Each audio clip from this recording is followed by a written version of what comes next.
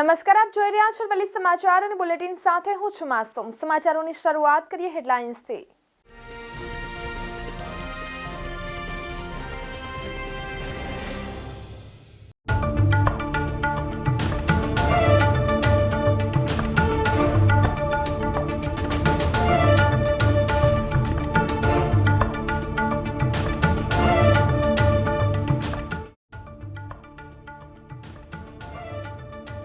રાજ્યમાં ફૂલ ગુલાબી ઠંડીનો પ્રારંભ 10 શહેરોમાં તાપમાનનો પારો ગગડીને 15 ડિગ્રીથી નીચે પહોંચ્યો।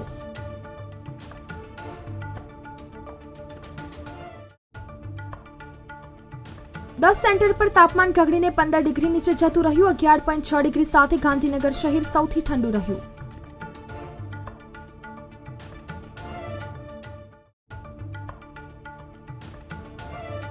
ઉત્તર પૂર્વના પવન ફૂંકાતા લઘુત્તમ અને મહત્તમ તાપમાનમાં ઘટાડો। મોટાભાગના શહેરોમાં લઘુત્તમ અને મહત્તમ તાપમાનમાં ઘટાડો।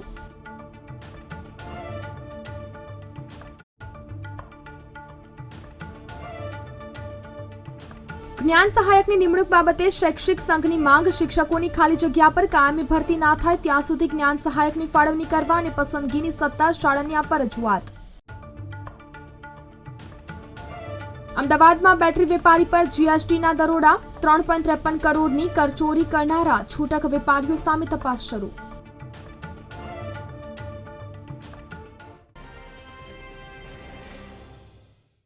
ગુજરાત માધ્યમિક અને ઉચ્ચતર માધ્યમિક સ્કૂલોનું વાર્ષિક મૂલ્યાંકનનો અહેવાલને ઓનલાઈન ભરવાની બોર્ડે સૂચના આપી છે। પહેલા સ્કૂલો ફિઝિકલી એટલે કે લેખિતમાં અહેવાલ બોર્ડને મોકલતી હતી। આ અહેવાલ સ્કૂલોએ અંગ્રેજી ભાષામાં 15 ડિસેમ્બર સુધીમાં બોર્ડને મોકલવાનો રહેશે। એમએસ યુનિવર્સિટીની કોમર્સ ફેકલ્ટીમાં એટીકેટીમાં પાસ થયેલા વિદ્યાર્થીઓની પરીક્ષા શરૂ કરી દેવામાં આવી છે। વિદ્યાર્થીઓનો અભ્યાસ પૂરો કરાવવા માટે એક્સ્ટ્રા ક્લાસ લેવાશે। વિદ્યાર્થીઓ માટે ગૂગલ ફોર્મ બનાવવામાં આવશે।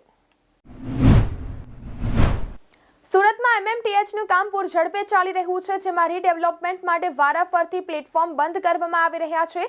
છેલ્લા 8 મહિનાથી સુરત સ્ટેશનનું પ્લેટફોર્મ નંબર 4 પ્રવાસીઓની અવરજવર માટે બંધ છે। હવે 10 ડિસેમ્બરથી પ્લેટફોર્મ 2 અને 3 બંધ કરાશે। રવિવારે અદાણી સ્પોટ લાઇન દ્વારા સાબરમતી રિવરફ્રન્ટના પૂર્વ અને પશ્ચિમ બંને તરફના માર્ગો પર તથા વાડજ સ્મશાન ગૃહ કટ થઈ રાણીપ ડીમાર્ટ 4 રસ્તા સુધીના માર્ગો પર મેરેથોન દોડનું આયોજન કરાયું છે, જેના કારણે સવારના 4 વાગ્યાથી બપોરના 12 વાગ્યા સુધી અમુક રસ્તાઓ વાહનોની અવરજવર માટે બંધ રહેશે। સાબરમતી રિવરફ્રન્ટના ઇવેન્ટ સેન્ટર ખાતે આંતરરાષ્ટ્રીય બુક ફેસ્ટિવલનું આયોજન કરવામાં આવી રહ્યું છે। 10 દિવસ સુધી ચાલનારો આંતરરાષ્ટ્રીય બુક ફેસ્ટિવલ 30 નવેમ્બરથી 8 ડિસેમ્બર સુધી સવારે 11 થી રાત્રે 9 વાગ્યા સુધી ચાલશે, જેમાં દેશ વિદેશના 1000થી વધુ પબ્લિશર અને 300થી વધુ બુક સ્ટોલ હશે।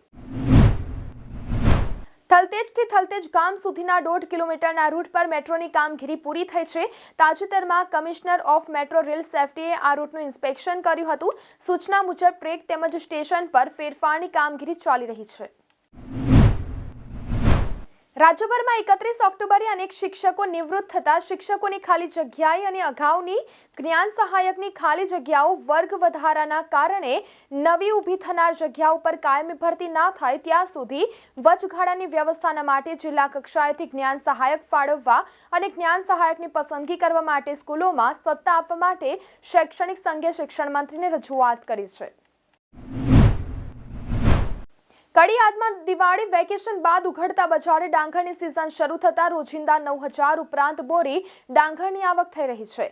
ગત 8 નવેમ્બરથી 21 નવેમ્બર સુધી 11 દિવસ યાર્ડના ચાલુ દિવસોમાં યાર્ડમાં 3.40 લાખ મણ ડાંગરની આવક થઈ હતી।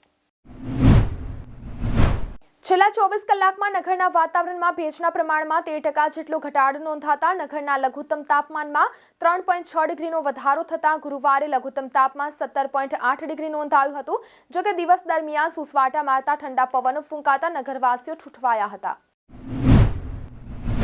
રાજ્યમાં શિયાળાના પ્રારંભ સાથે ઉત્તર પૂર્વ દિશા તરફથી પવન ફૂંકાવાની શરૂઆત થઈ ગઈ છે, જેના કારણે મોટાભાગના શહેરોમાં લઘુત્તમ અને મહત્તમ તાપમાનમાં ઘટાડો નોંધાયો છે।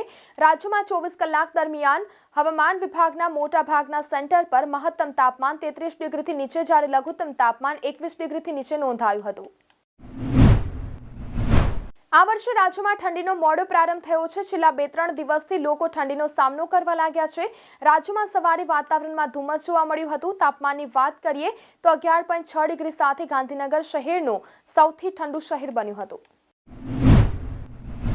રાજ્યમાં અંતે શિયાળાએ અસર દેખાવાની શરૂઆત કરી છે। સવારના અને રાત્રિના સમયે કડકડતી ઠંડીનો અનુભવ થતાં લોકોએ ગરમ કપડાં પહેરવાની શરૂઆત કરવી પડી છે। રાજ્યના 10 સેન્ટર ઉપર તાપમાનનો પારો ગગડીને 15 ડિગ્રી નીચે પહોંચ્યો હતો। તો આ સાથે બુલેટિનમાં અત્યારે બસ આટલું જ। નમસ્કાર।